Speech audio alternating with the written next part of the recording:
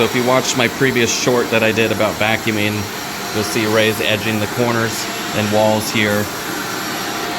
While this house isn't bad by any means, sometimes it can build up in those corners along the baseboards and everything, and it causes filtration soil, which if it builds up enough, it can actually be at some point damaging and become really hard to get out.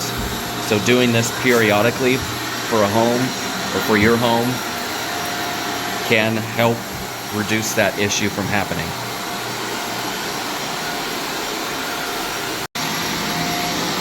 So in the second room here, we got some stains here.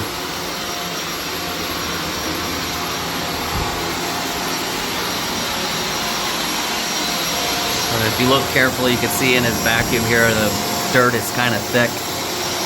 So we think it's probably been a while since this has been vacuumed or professionally cleaned. Granted, we do live in a dusty area. Usually when it's thick like that, not so much hair and dander like we normally get from jobs that have pets in the house.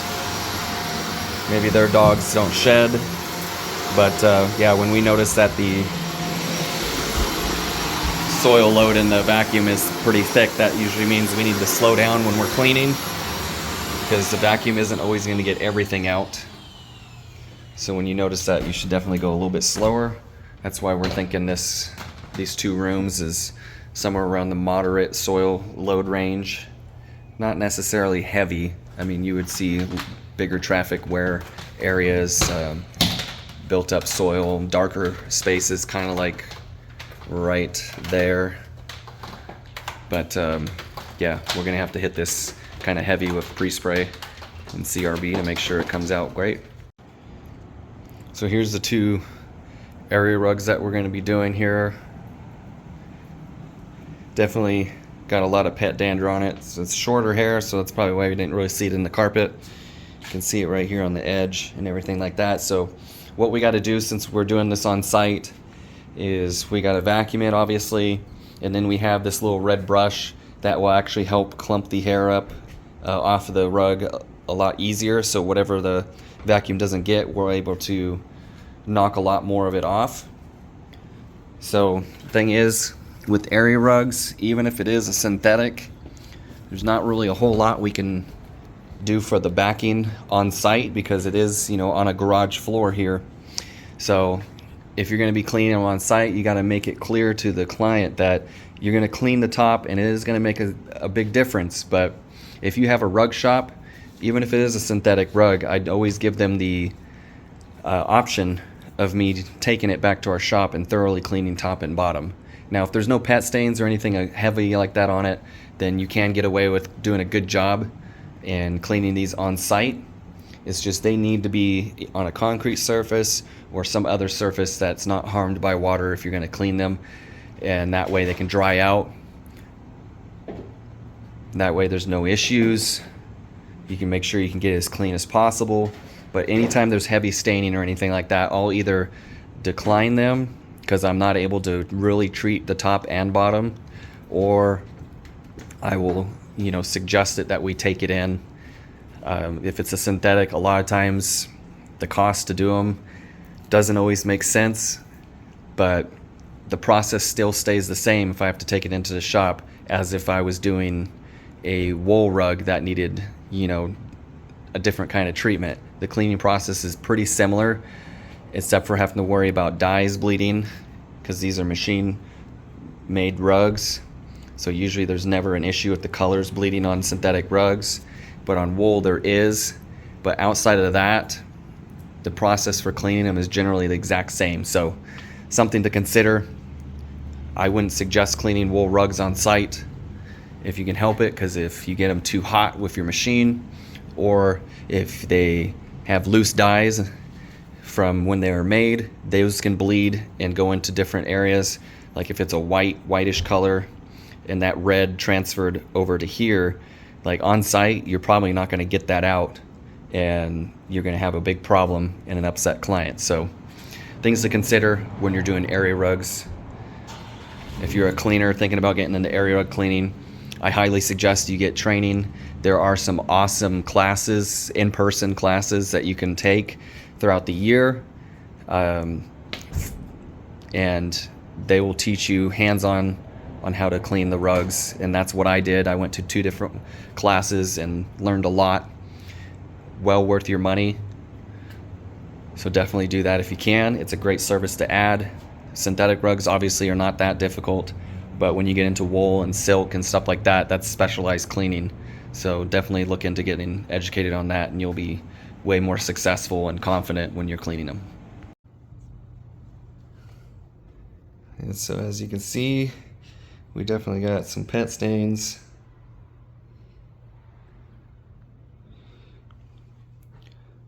Looking fantastic after this is done. Alright, as you can see, we got some stains here. Basically all the ones in here that are dark were pet stains, which makes sense, being a closet right here, going to grab clothes. When pet stains happen, they dry. Soil and stuff is going to get attracted to them over time from just what's lingering.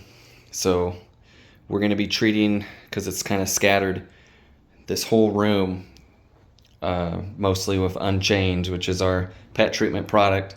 That way it can dwell and basically come back in with our enzyme pre-spray and go over this, and then mechanically scrub it just like we normally do with the CRB. See if there's any in this closet here. Nope, doesn't look like it. But yeah, there's, looks like, so that's a red stain there. We're gonna see if we can get that out. That may be permanent, but we have some stuff to work on it, see if we can get it to pop. Ray's getting set up to pre-treat this room and the one next to it, but it appears everywhere where it's slightly darker in stains is where pet stains are at in the traffic areas. The reason why you won't see some of them a lot of times is if it's in the corner somewhere, like maybe you're not, the spot that you don't walk ever, you're not going to commonly see them, because when you step on the carpet and the pad, unless you have moisture barrier padding, is like a sponge. So you're going to cause issues by stepping on it, because it's like stepping on a wet sponge. You know, the water or whatever is going to come out of it, and in this case the only place it has to go is to absorb upward into your carpet or even in your subfloor. So if pet stains happen, it's highly suggested that you go after them right away if you know about them. Otherwise issues can arise with, you know, coming back, and then you're gonna have additional problems trying to get them out because they've been pushed down into the padding and subfloor. And carpet cleaners can only clean the carpet, and we can get a lot of stuff to come out, but if it's down in your padding and your subfloor and it comes back after somebody's legitimately pre-treated it properly and cleaned it properly, then you're gonna, you know, need to replace the padding in that space. Because sometimes it does not matter how good of a cleaner you are and how good the cleaning products you use are. Issues can arise, and then it may come back. If it doesn't, then you're lucky. But usually it takes a lot of heavy extraction, a very strong machine that can manage pulling that much out, and then obviously avoiding the areas until it's dried out completely, and that will help. Yeah, so these ones are pretty obvious, especially this right here. So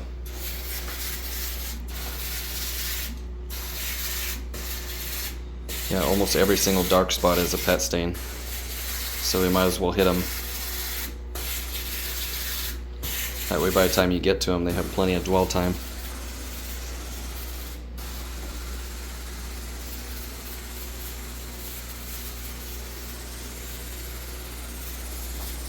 And then all these back here, all that is same idea.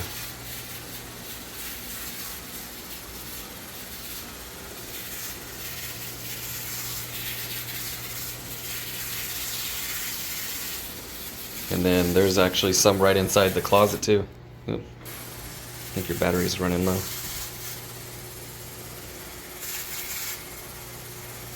And then it goes into there too.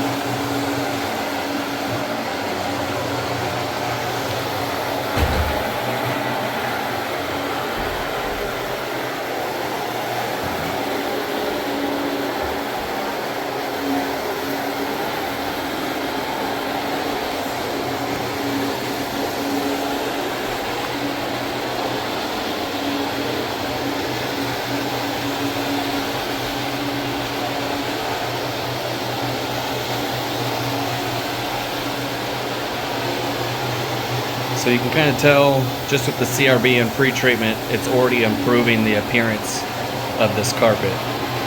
That's why we find it, part of the reason why we find running our CRB over every carpet that we clean like this very important. Not only does it loosen stuff up, as you can see there, but improves the appearance of it before you've even finished cleaning it. We've had multiple clients many times over the years say, wow, you guys are almost done? And we're like, no, we still got to clean it. All we've done is vacuum it, pre-treat it, and mechanically scrub it. So they're always amazed to hear that there's still more work to be done, even though it looks great already. So mainly this machine helps a ton for traffic areas. If you got heavy soiled traffic spaces, and having it scrub over your pre-treatment can really make a difference. And personally, I feel like it lowers how much you really need to rinse and extract over it after, just due to loosening it up. And sometimes, depending on the indentations in the carpet, sometimes those will pop back up if you spend a few seconds over them. Not always, because this was a bed frame, but sometimes the fibers will pull back up when you're using a CRB. So as you can see, I mean, we run it everywhere. We don't just do the traffic areas. Some people will say, why are you doing the whole room? The whole room wasn't walked on, technically, because of furniture and stuff. But something to consider, if you had a piece of furniture right here, which you could tell there was, the indentations here, sometimes there's a little gap and stuff accumulates underneath it. Dust, can build up quite a bit. And if it builds up quite a bit, it still can be wise to run it everywhere. So there are some houses that, yeah, you don't really need to do that, but I mean, you can see stuff is slowly starting to drop out. And so we just like to be thorough and go over as much of it as possible. If it's a furnished house, we'll, hit every space that the CRB can fit into, behind doors, even though there's probably nothing or really a reason to do it. It's just what happens if you don't do it and then you have a struggle spot and you're having to rinse like 4 or 5 times. Maybe it would only have been like a one-time thing if you had, loosened it up with the CRB. So I know somebody asked, like, well, what do you do about the edges? Well, I mean, we use the vacuum lance to edge the spaces if it's, needed. This house doesn't really need it, but I showed, that we were doing it here just because it's an empty house. So sometimes, like I said, the areas where there's furniture sitting, there's a little gap between it, and so dust can build up. So that's why we went ahead and did that.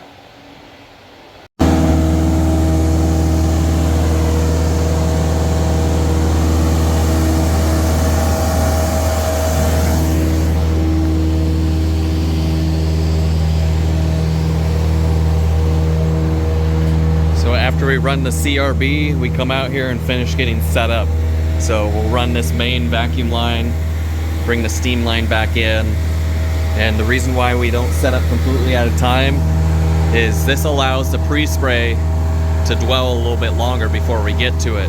So when it's only 2 bedrooms like this, we don't have to worry about it drying out so quickly.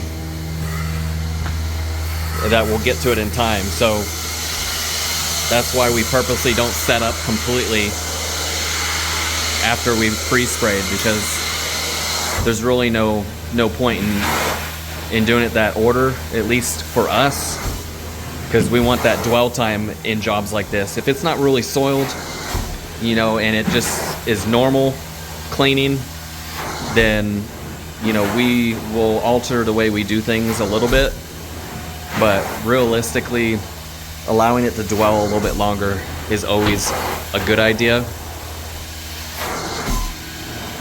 And you can see how he's lifting up a little bit when he gets to the baseboard. That'll help get those edges. Again, for, I don't remember your YouTube handle, but somebody asked how we get the edges, and that does help if it's necessary. It's not always necessary, but some of them do need some extra love.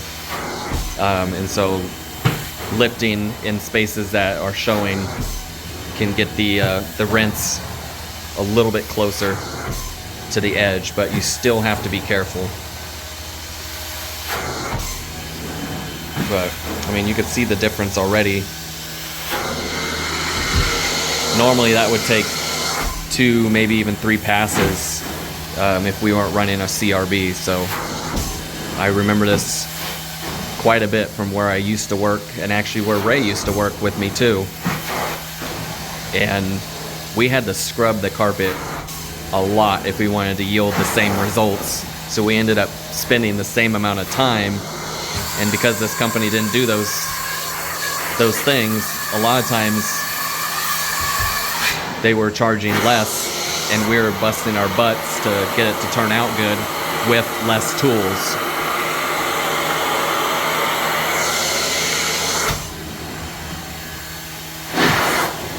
So my guess is that red stain right there is not going to come out. But after we extract it, we're going to try another cleaning agent to see if we can get it to pop. But it looks like it is set in. I think somebody tried to work on it, because you can kind of see how there's lighter color circling around the stain. That usually means somebody tried a random cleaning agent on it, and it may have completely set that stain into it, but we're still gonna try. So I'm gonna grab the cleaning product and see if we can make a dent out of that. All right, so first off, I'm gonna put the product down over the stain.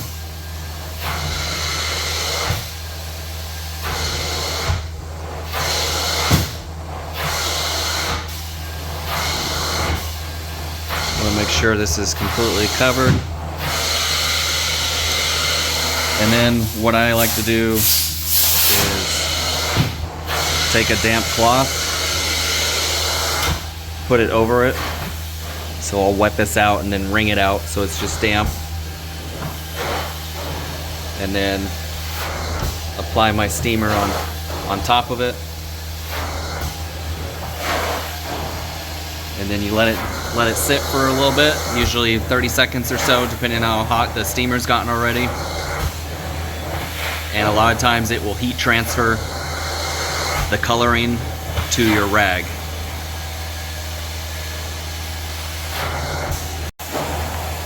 Now this doesn't always work.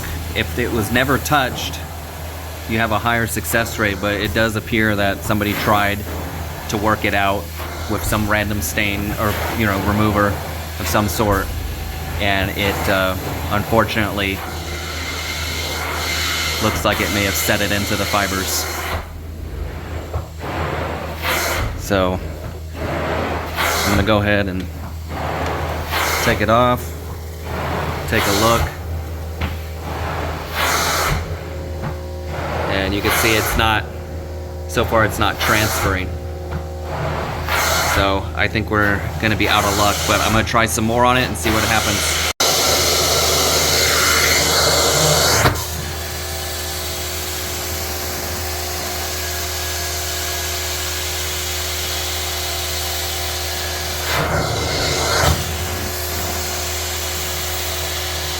So we're gonna try it one more time because it does look like it's slightly improved.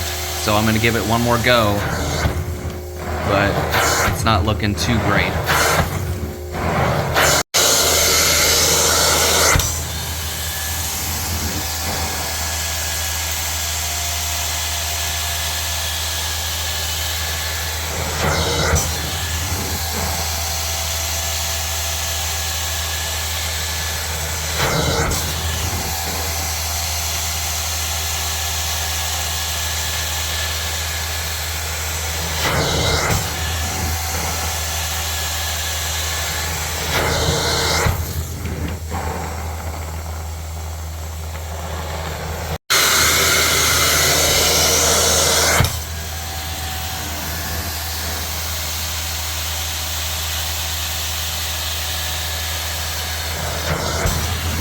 Yeah, it seems as though we got ourselves a permanent stain. The idea is we did try, and it has improved a little bit, but overall, that color is stuck. I mean, if you have a spare piece of carpet somewhere and somebody that knows how to patch it, you can always do that and offer that service to somebody, but unfortunately, trying different cleaners, not knowing exactly what this stain is, doesn't help either. But the two spotters that generally would get these stains out are not working, unfortunately. Even with a steamer and doing heat transfer to a rag, I was not getting any real transfer to it. So normally, if it was gonna budge, you would have it on this rag pretty easily. So it's unfortunate, but the idea is that we tried and we put the effort in to try and get this to come out for them. But this is part of the reason why you shouldn't use random products on it. If you're not sure what to do, call and ask a professional, because a lot of times it will set that in, and there's not much we can do about it now.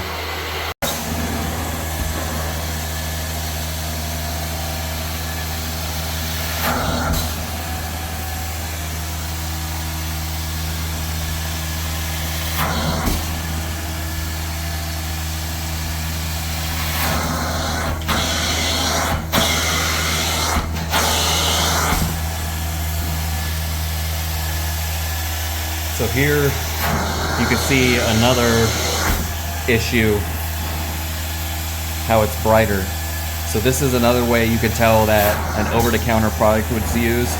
And the issue with it is a lot of them can be soap-based, and if you don't extract it out, it can discolor the carpet, leaving a brighter spot like that because it's pulling the color out. So if you're going to be using spot cleaners, a lot of them need some kind of way to be cleaned out. You can't just put soap on something, you know, dab it with a towel and hope for the best. Now if it's an encapsulation cleaning product, then you can do that. But most over-the-counter products are not encapsulation cleaners, from my understanding. Now if there's some stuff that there is, then you know, that's great. I would rather use those. It's just like the videos I've done where I'm talking about very low moisture or encapsulation cleaning. That's what I mean. Like there's spotters you can use that are soap free and residue free. So that way if you spot clean something and it transfers to a rag and you get the stain out, whatever it may be, it's not going to cause the problem like we saw right over here. So that's a big issue that you can run into, and you can usually tell after you pre-spray and CRB, and then especially after you rinse, because you get the dirt that's been attracted to it off of it, and then it reveals that brighter spot. So I've had some people wonder, like, well, that wasn't there before. Well, of course, you know, soil attracted to it and you couldn't see it because there was a buildup there. So when we come and rinse it, it pops out in front of you. So I tell people that if you've used any spotting agents, anything like that, and it has not been as extracted out, some carpets, it will bleach out the color and you're going to be stuck with it, and there's nothing we can do about it.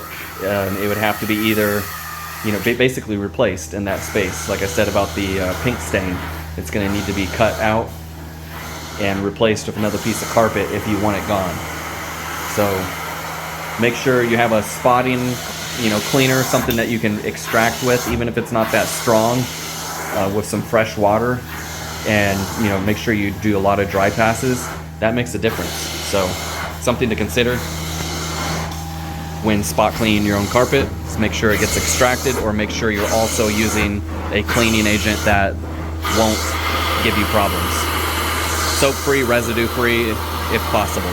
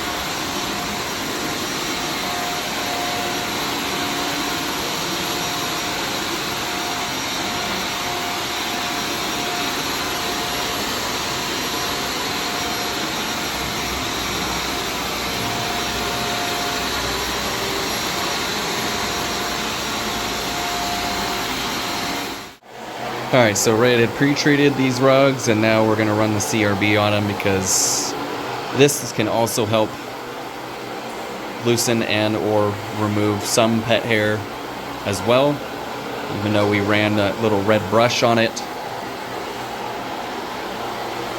As long as the rug's large enough, the CRB can go on it and it won't cause it to move around and everything. Sometimes it's not effective on smaller rugs and being able to keep it in place when you're cleaning it on site in somebody's home. Another option you can do to still scrub it if it feels like it's going to move around a lot is you can use your carpet rake. Obviously not ideal, but it is another option.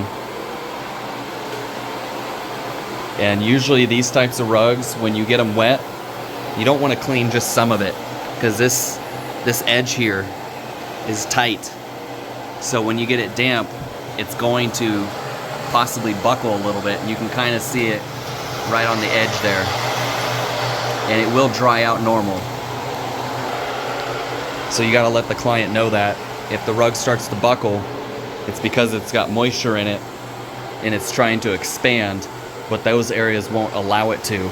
So the rug will naturally kind of buckle, and all it takes sometimes is pre-spray, and it may be more noticeable once the rug has been cleaned, and that it will relax.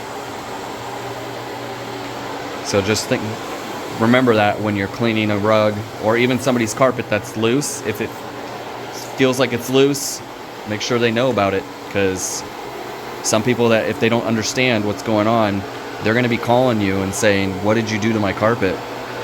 It's all wavy and it's just buckling because it's loose already. it'll relax back to normal once it's dry. And the only thing that can be done is stretching the carpet if it's an in-house carpet.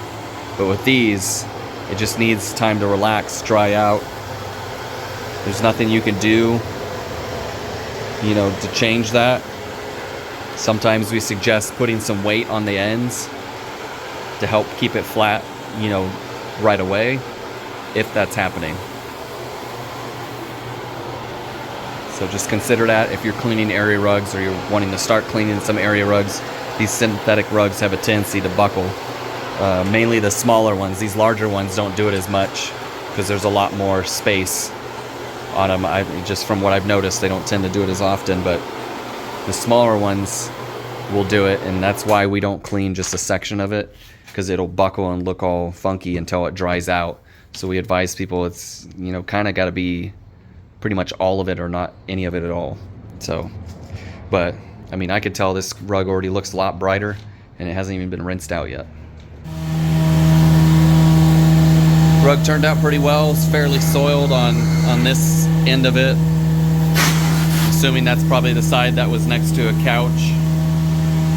But a little trick that I figured out randomly when cleaning an area rug with a wand, if you're by yourself,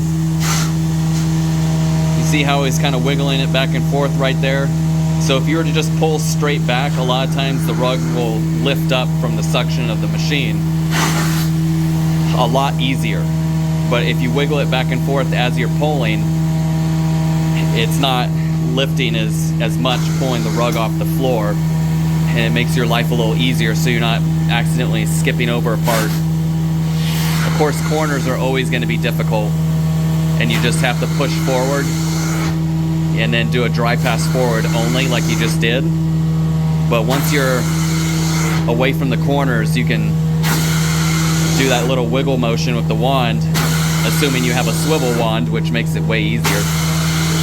Then it won't be so hard to pull back without the rug lifting off the ground and not getting as good of a rinse and extract.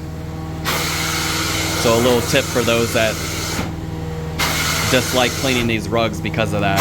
It tends to help in most situations because this is a pretty thin rug, so, and it's usually only needed to be done on that first pass, you know, towards the corners and edges.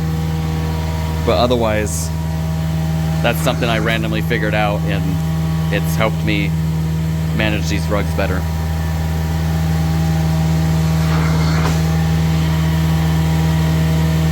So we're using an alkaline rinse because this is mostly soiled, no pet stains. We did, however, still use our enzyme pre-spray because it does have some citrus in it, and so does the organic stain remover that we use. It's got some citrus boosted in it. Being an area rug, you know, we don't know if these people like to walk barefoot. If they did, you know, our skin's naturally oily, so using some citrus will help alleviate that from the carpet, because oils are non-water soluble, so you get a citrus solvent in there, it'll help you pull it out of the carpet a lot faster.